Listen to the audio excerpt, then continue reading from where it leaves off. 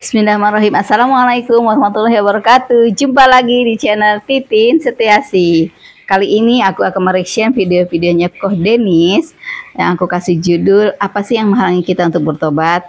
Jadi silakan guys, kita tonton ya bersama-sama. Tonton sampai akhir guys, dan jangan lupa tonton juga video aslinya. Linknya sudah aku share di description. Dukung channel ini dengan cara like, comment, share, dan subscribe.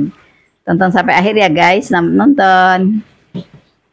Selagi nyawa belum nyampe kerongkongan, tobat masih diterima, husnul khotimah masih terbuka besar. Masya Allah. Peluangnya. Ya. Tinggal kita mau nggak menyambut itu. Ya. Karena sejatinya Bu, yang menghalangi kita dari tobat kita, kalau bisa jujur mah cuma diri kita dan hawa nafsu kita aja. Diri kita dan hawa nafsu Contoh kita ya. Ini kisahnya dari kitab Riyadhus Shalihin. Iya. Karya Imam An-Nawawi. Di situ mengutipkan salah satu riwayat dari hadis riwayat Imam Muslim. Di hadis yang cukup panjang berceritalah Nabi kita Al-Qamaqal Rasulullah SAW bersabda yang maknanya ada orang udah bunuh 99 orang. Tahu cerita ini? Enggak, kau belum. Nanya ke seorang rahib, Tuhanmu bisa ngampunin saya nggak?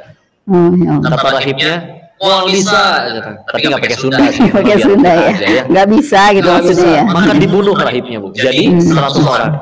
Ya, Setelah bunuh 100, akhirnya nanya kepada seorang muslim yang taat, yang beriman, yang bertakwa kepada Allah. Ya. Sama pertanyaannya. Saya udah bunuh 100 orang nih. Tuhanmu bisa ngampunin saya nggak? Pertanyaan salah. Jawabannya malah ditanya balik. Sudah Rasul. Emangnya apa yang menghalangi kamu dari tobatmu? Oh, itu jawaban menampar dirinya Bu. Beliau kalau bahasa kitanya sampai mikir kayak gini. Iya juga ya. Iya juga ya. Emang selama ini kalau kita tobat kita dicekek sama setan. Iya. Tahu-tahu di sliding dari belakang gitu. Iya. Dicubit ginjalnya enggak Bu. Iya. Ibu di rumah ada yang nyetel Al-Quran 24 jam Bu. Murotal maksudnya. Tapi ada yang ada. Ada nggak? Ya. Atau nggak usah 24 jam lah. Kalau kita lagi dengerin murotal Al-Quran di YouTube. Nah, iya, murotal. Itu setan suka atau enggak? Enggak suka. Tapi sama dia nggak dipencet tombol matiin sendiri Bu. Iya. Nggak bisa. Kalau iya horor ya. Takut kali kok. Sorangan ya, Insya Allah. Kalau saya ngomongnya parum sorangan kasar nggak Bu? Parum sorangan itu tuh. Karena di Sebentar, rumah biasa itu. Yang belum tahu parum sorangan itu mungkin mati sendiri gitu. Jadi maksudnya si kasetnya itu atau si YouTube-nya itu mati sendiri gitu. Jadi horor ya kalau begitu. Parum sorangan mati sendiri itu bahasa Sunda ya guys. Apa kalau alamatnya? Parum nyalira itu, Parum nyalira. Parum nyalira ya, lebih sopan ya, punten ya, ampunan. Sok enggak. Ya. Dan kalau misalkan kita akhirnya nggak mau nurut, ya, paling cuma dikasih was-was, bosen Quran wae, ganti ke dangdut. Terus kita misalkan nggak mau nurut, ya enggak, saya pengen tetap dengerin Quran, ya nggak mau dengerin yang lain. Apakah YouTube-nya handphonenya dibanting sama setannya? Enggak. Jadi kalau mau jujur, apa sih yang ngalangin kita dari tobat, dari sholat? Iya. Gak ada Bu, gak ada. Inna kaida syaitona kana do'ifa. Surat An-Nisa ayat 76. Artinya kok? Ya, surat keempat An-Nisa ayat 76. Sesungguhnya tipu daya syaitan lemah. Sesungguhnya tipu daya syaitan itu lemah. Dia cuma lemah. bisa ngebisikin. Ngebisikin aja ya. Bisikan syaitan baru jadi berat kalau kita mulai menurutinya. Contoh, ya. Laki-laki belum menikah. Oh, aman. Ya. Laki-laki belum menikah. Ada yang lewat. Laki-laki belum menikah. Ya. Belum menikah pula yang lewat. Jangan-jangan saya nyebut bidadari datang. Bidadari. Ada di sampingnya ya Teh Yunda, istrinya. Nggak apa-apa. Saya tinggal balik badan. Insya Allah. Masya Allah. Laki-laki belum menikah sendirian di kamar. Udah punya syahwat. Ada internet di handphone. Iya. Ya. Digoda oleh syaitan, mohon maaf, untuk melihat sesuatu yang Allah nggak suka. Kalau waktu bisikan itu datang, dia langsung pakai sepatu main bola di luar ketemu teman-temannya. Sampai rumah lupa Bu, demi Allah. Iya. Ya. Tapi kalau mulai diturutin, dilawan. Jangan lihat video, gambar mah nggak apa-apa kali. Buka majalah. Nanggung mulai majalah, ya. Lihat-lihat, 10 detik aja. Udah kayak gitu Bu, susah ngeremnya Bu. Udah lihat video, mohon maaf, nggak nggak terpuaskan juga orang nafsunya, izin teman perempuannya misalkan nelpon ngajak ketemu, udah rusak ya. Apalagi kalau udah ketemu ya udah. Jadi ketika dari awal langsung kita blok, tutup, insya Allah lebih ringan. Yang bikin berat kalau dilayani gitu ya, nafsu diladenin, diiyahin, ya. Makanya sesegera mungkin kalau misalkan ada dorongan untuk berbuat yang Allah nggak suka, sesegera mungkin langsung dialihkan. Dan juga sebisa mungkin jangan sendirian. Jangan sendirian. Ya. Pentingnya berjamaah. Kita berjamaah ya. Pentingnya berjamaah. Sendirian lah, ya Masya Allah. Maka sejatinya itu dia, tipu daya syaitan itu lemah. Jadi nggak ada yang menghalangi kita untuk hijrah jadi lebih baik, jadi lebih tobat, jadi tobat. Dan di sini saya ingin mengajak untuk menggunakan fungsi akal kita, Bu. Ya. Kalau misalkan ini ada 2 gelas nih, tapi kan ini sama-sama isi air ya. Tapi kalau yang ini isinya madu, yang ini isinya racun, kira-kira mau ambil yang mana, Bu? Madu lah kok. Manis, sehat, dan karena kita punya akal, betul? Betul. Akal kita mengatakan saya minum itu mati, saya minum ini sehat. Iya betul. Ya, gitu ya. Kita manusia pengen dapat kebaikan, semua pengen dapat kebaikan, dan kebaikan itu sumbernya dari yang maha baik, dari Allah. Caranya nurut sama yang maha baik. Terus kita dengan sengaja, kayaknya enakan ngikutin nafsu daripada ngikutin Allah. Padahal Allah kalau nyampe ngelarang sesuatu bukan karena Allah pengen sok ngatur-ngatur, enggak, tapi karena kata Allah memang itu pasti jadi keburukan buat kita. Kalau yang dilarang itu pasti jadi keburukan. Jadi Allah itu meskipun kita suka ya, misal izin ya, dulu waktu kecil saya makan babi soalnya, ya, saya doyan, ya, ibu doyan nggak? Jangan sampai ya. Saya doyan, tapi Bismillah akhirnya atas izin Allah ya mulai ngaji. Walaupun doyan, tapi ya dari dulu diajarinnya kalau Allah sampai larang itu karena pasti jadi keburukan buat kita. Maka kalau misalkan sama aja kayak, itu di depan jurang, jangan loncat ya. Gitu, coba gitu ya. Kan aneh, kayak nggak ada akalnya. Iya, udah dilarang. Larang nih, buruk buat kita nih. Terus kita turutin keburukan tersebut. Dapat? Ya, kita turutin keburukan tersebut. Nah itu dia, pasti jadi masalah. Live juga itu, Insya Allah. Alhamdulillah. Ya. Alhamdulillah. Maka jangan seperti itu ya. Sejatinya ketika kita bicara tentang hijrah, ya, kalau memang kehidupan kita dulu sebelum hijrah, Bu, sebelum tobat, sebelum hijrah, kalau memang kehidupan itu udah jadi kehidupan yang baik, kenapa kita kepikiran tobat? Ya nggak sih? Betul. Kalau memang kita diciptakan untuk pakai narkoba tiap hari, kita diciptakan untuk main judi tiap hari, kita diciptakan untuk berbuat dosa setiap hari, kenapa banyak sekali pendosa yang ujung-ujungnya bertanya, saya mau sampai kapan ya hidup kayak gini? Iya. Izin ya, waktu masih di Thailand sendiri pun, ketika kami lagi mohon maaf di tempat hiburan malam, meja isinya minuman keras ya, ada di sananya pun ada obat-obatan, ada orang pada mohon maaf wanita pada menari. Ada di beberapa momen apa yang kami obrolin, bro, sampai kapan kita hidup kayak gini ya? Gitu kan? Iya, bosan. Kayaknya enakan di rumah, hangat, dikelilingi anak cucu, kayaknya enak, adem kayak gitu. Ya. Masya Allah, ada waras-warasnya. Ya.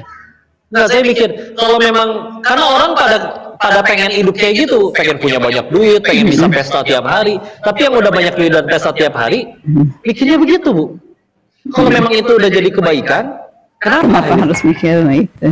Pertamanya saya mikirnya cuma karena, dunia teh ngebosenin. Bosenin. Ya. Ibu pernah beli handphone baru, di toko masih girang, Bu. Yang parkiran udah bete lagi, Bu. Kenapa tuh kok?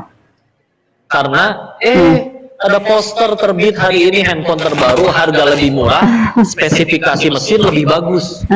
Hanjakal neser nu ieu, cicilannya 2 tahun nih. Aduh, menyesal beli yang ini, cicilannya 2 tahun ya. Gitu. Handphone baru balas WA 1 kali. Ya, sampai lebih glowing daripada muka kita ya.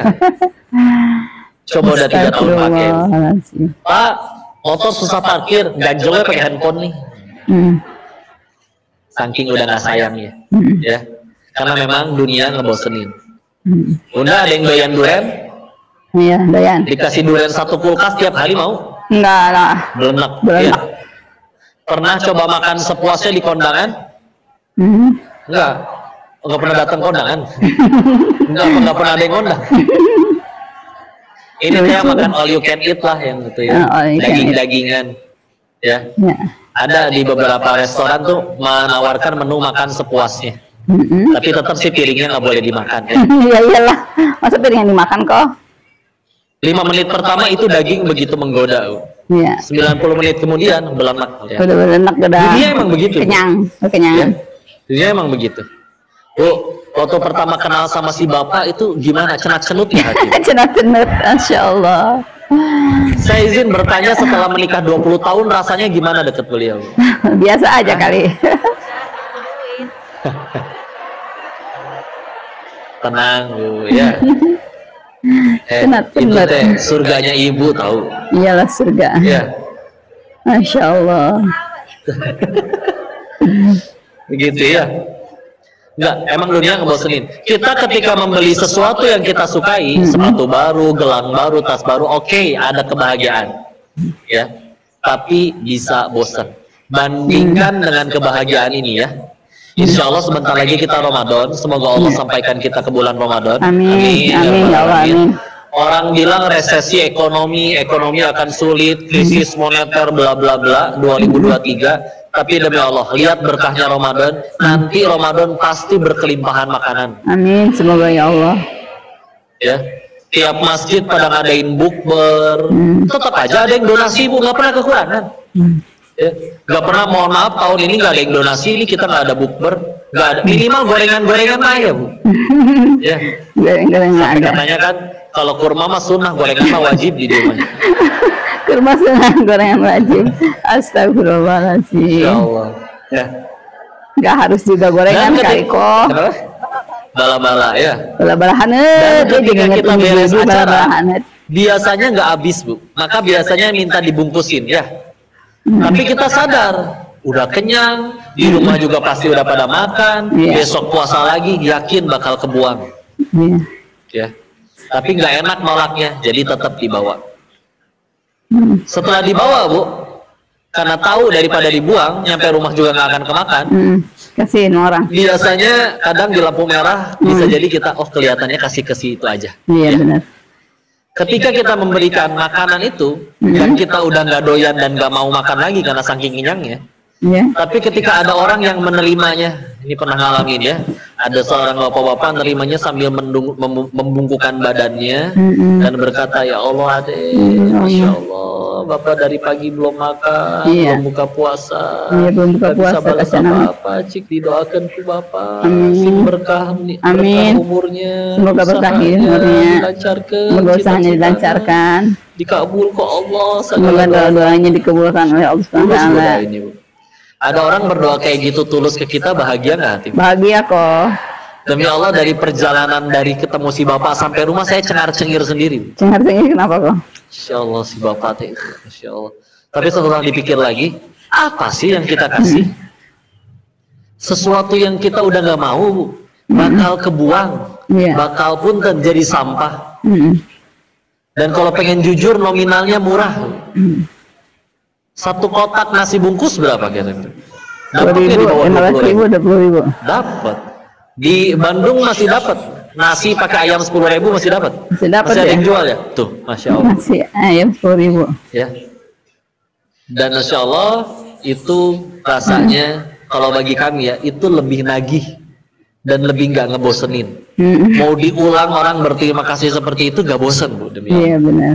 Tulus soalnya doanya tulus kok. Oke, ketika beli sesuatu yang disuka itu bahagia. Ketika ada orang dengan mendoakan dengan tulus karena kita membahagiakan orang lain, berbagi kebahagiaan, itu sama-sama bahagia. Tapi kok sumbernya beda gitu.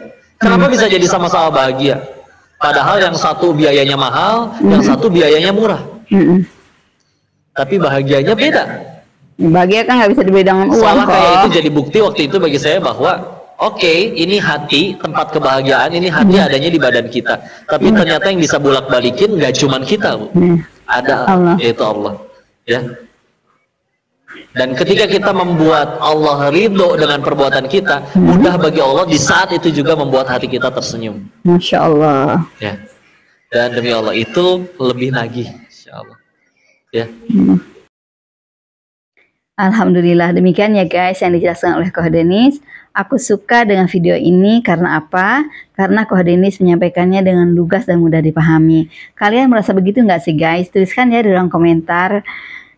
Juga mudah-mudahan kita diberikan kekuatan oleh Allah Subhanahu wa Ta'ala untuk bisa menahan hawa nafsu kita, karena sesungguhnya tipu daya syaitan itu adalah sangat lemah. Seperti yang difirmankan oleh Allah Subhanahu wa Ta'ala dalam Quran surat An-Nisa ayat 76. Sesungguhnya tipu daya syaitan itu sangat lemah. Mudah-mudahan kita diberikan kekuatan oleh Allah Subhanahu wa Ta'ala ya guys. Amin ya robbal alamin. Terima kasih kepada Anda yang telah menonton video ini sampai akhir. Terima kasih juga Anda yang sudah menekan like, yang komen, yang share, juga yang subscribe jika belum subscribe. Saya Titin Setianingsih pamit undur diri. Assalamualaikum warahmatullahi wabarakatuh.